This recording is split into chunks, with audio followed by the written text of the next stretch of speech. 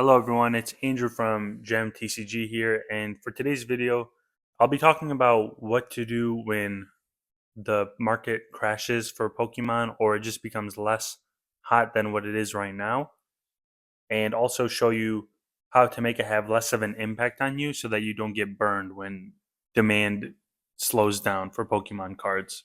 And this is all from experience because I started during the last Pokemon boom in 2020 and I stuck through with it up until now. So I'll kind of share like my experience with that and then how I maintained it and also still succeeded even during the bear market or like down tick, I guess.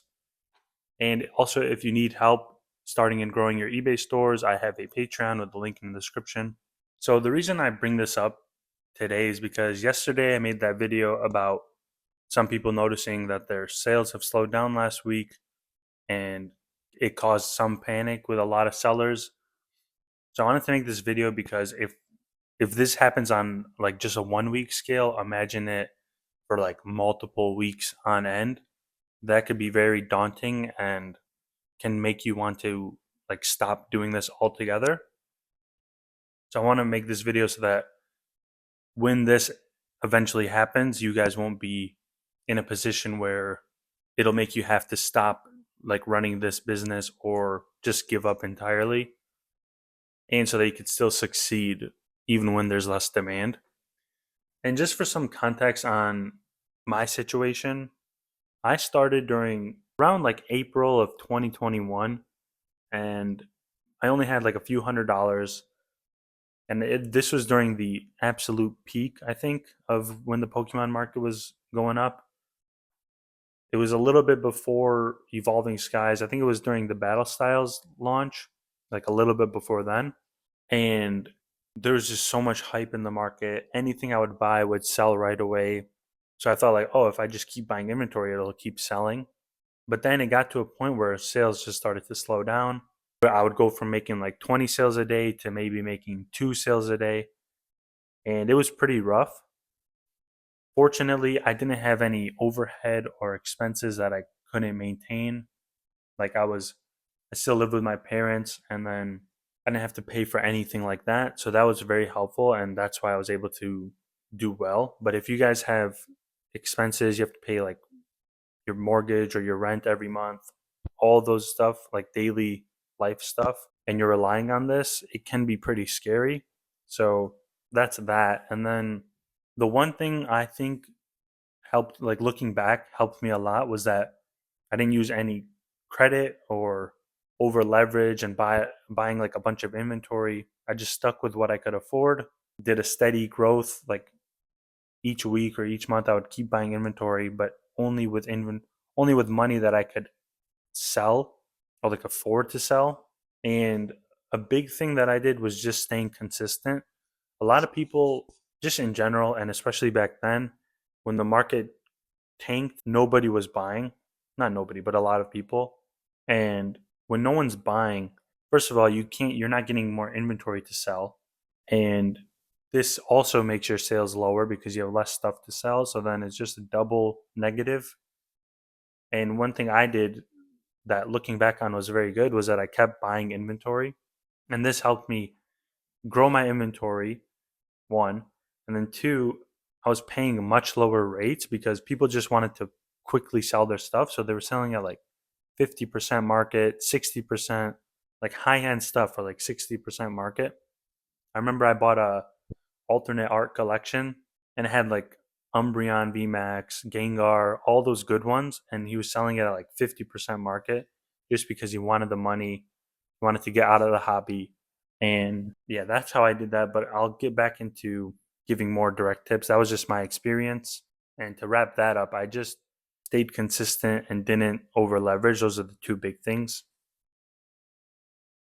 So, first, I'll talk about what to do now so that if and when the market slows down, you will be protected and not be in any risk or situation.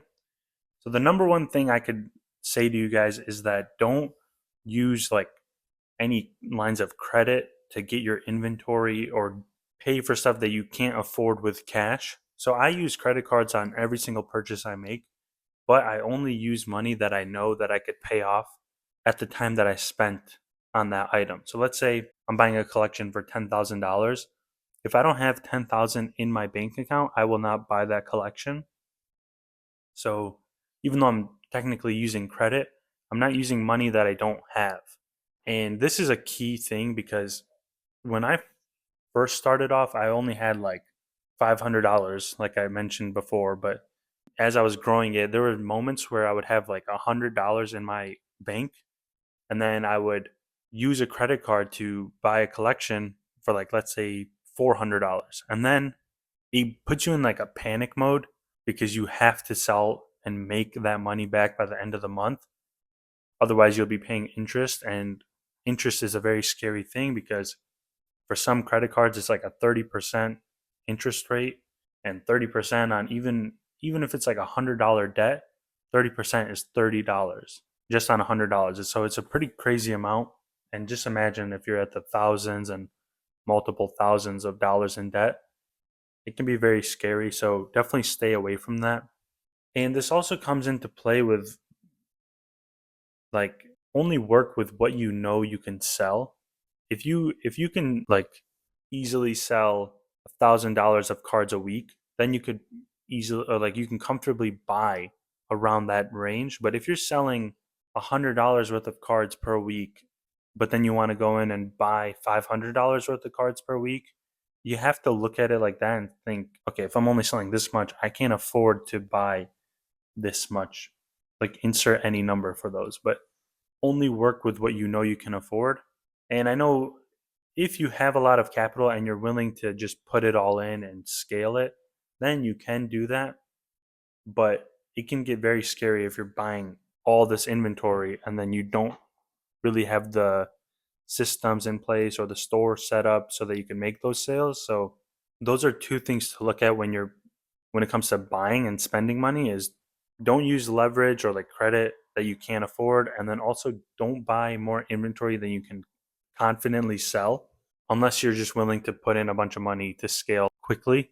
But I just recommend that slow, comfortable scaling. That's what I did, and I think it just works better in the long run.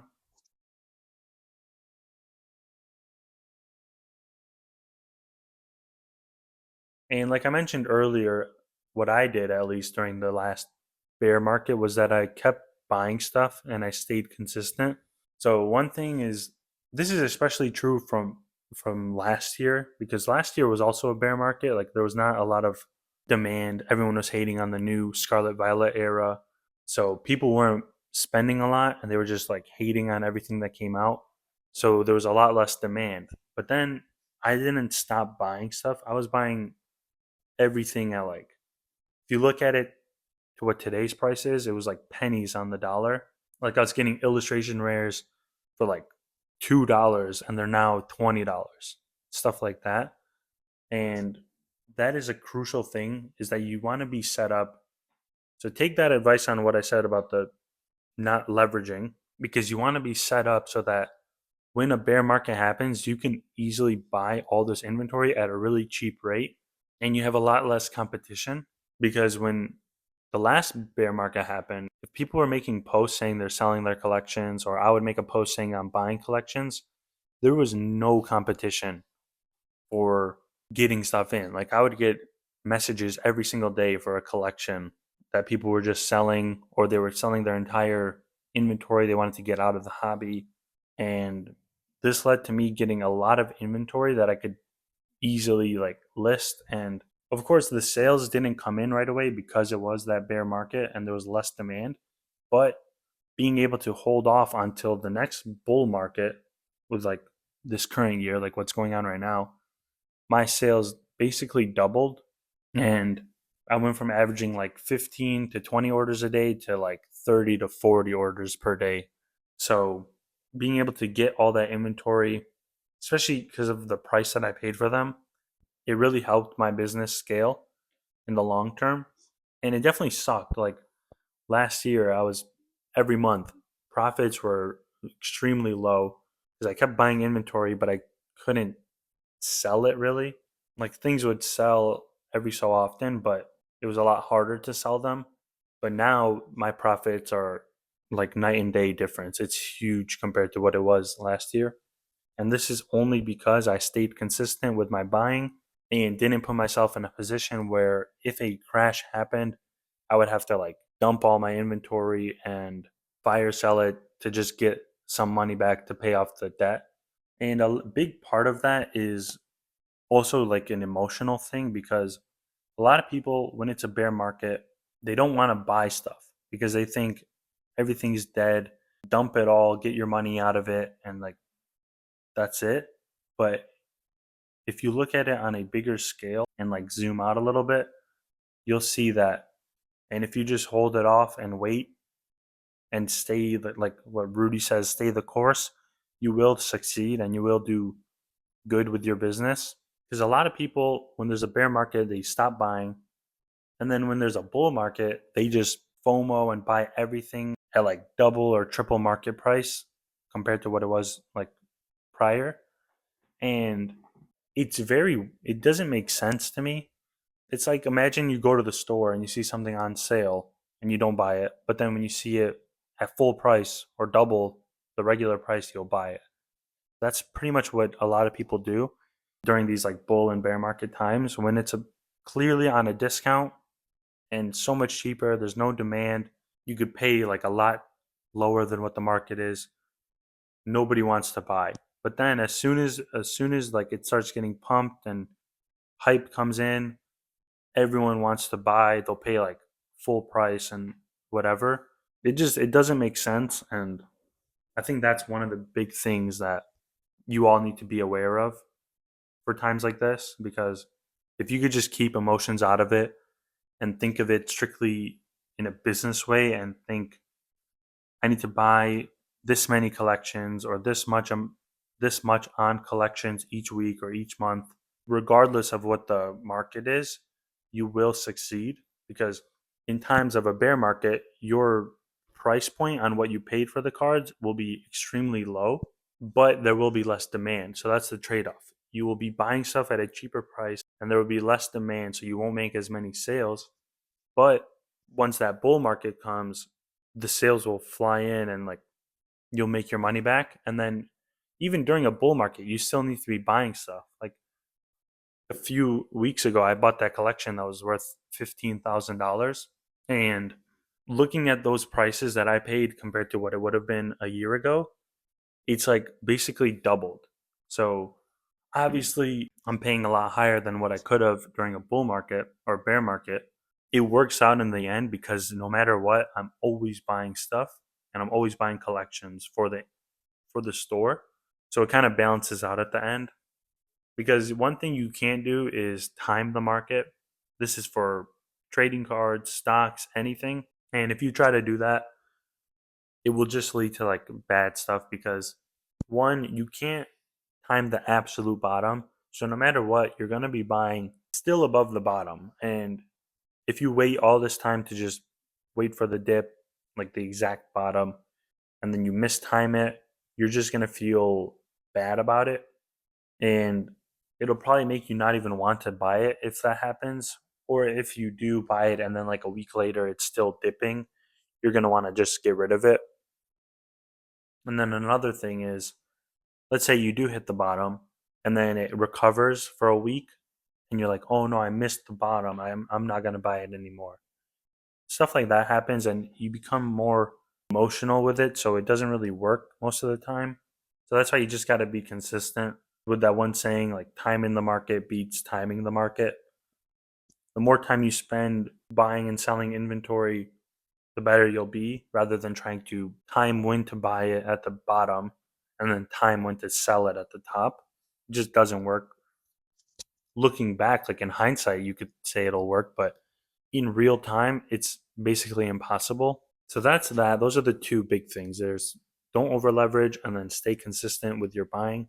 A third big thing is kind of up to you to decide, but you might want to adjust what you're doing if what you're selling isn't working.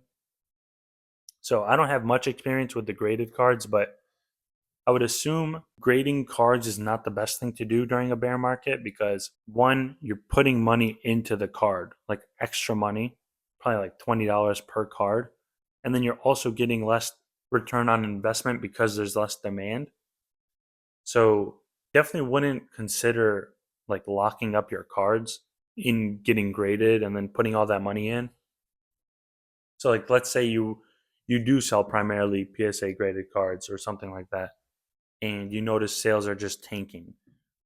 What I would recommend to do is just list the raw cards on your store, but do it at a premium or something, and say like these are very clean cards and like most likely will get a good grade. So then you're not putting in that money to grade them, you're not putting in any additional money, and you're still going to be able to make a sale at a premium. And that's just an example. I'm kind of just going off the top of my head. Or let's say you sell raw singles like what I do, and it's not working anymore. Like sales are just tanking. What you could do is maybe focus on bulk instead and like start buying bulk and seeing how that sells. So just always try new things in times like that and see what's working best at the time, because during a bear market, some things will sell better and some things will sell worse. During a bull market, same thing.